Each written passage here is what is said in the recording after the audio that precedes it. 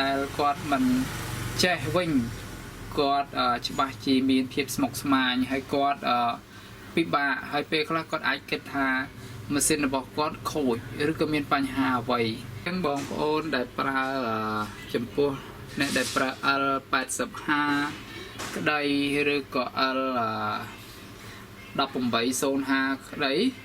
អញ្ចឹងនៅពេលដែលបងប្អូនមានបញ្ហា print មកវាលោតភ្លើងក្រហមបែបនេះ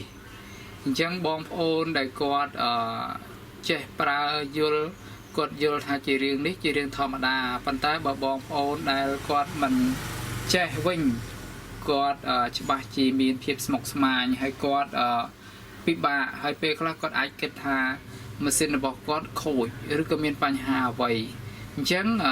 បើគាត់អាចសួរនាំឬក៏រកអ្នកជួយដោះស្រាយបញ្ហាគាត់បានការងាររបស់គាត់អត់ស្ទាំងស្ទះទេអត់លំបាកទេតែបើសិនជាគាត់មិនអាចរកអ្នកដោះស្រាយបានវិញអញ្ចឹងគាត់អាចលើកម៉ាស៊ីននេះទៅរកជាងឬក៏គាត់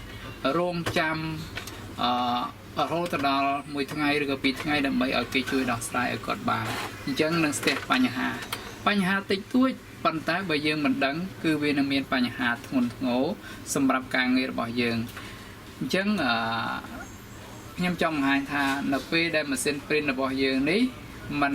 ចេញរបៀបនេះដោយសារតែมันអូសกระดาษចេញបែបនេះចេញលោតព័ត៌មានបែបនេះ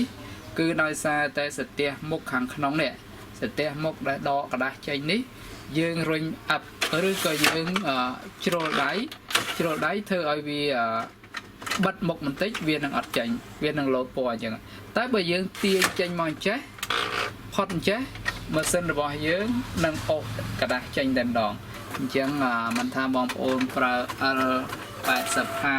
ឬក៏ L1805 អីទេអញ្ចឹងបញ្ហាហ្នឹងគឺដូចគ្នាបើកាលណាយើងមិនបានបើកសន្ទះមុខខាង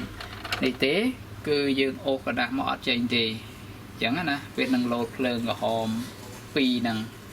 បញ្ជាក់ថាវាអត់អាចចេញបានដោយសារតែសន្ទះមុខกระดาษរបស់យើងនេះគឺបានបិទអញ្ចឹងអរគុណ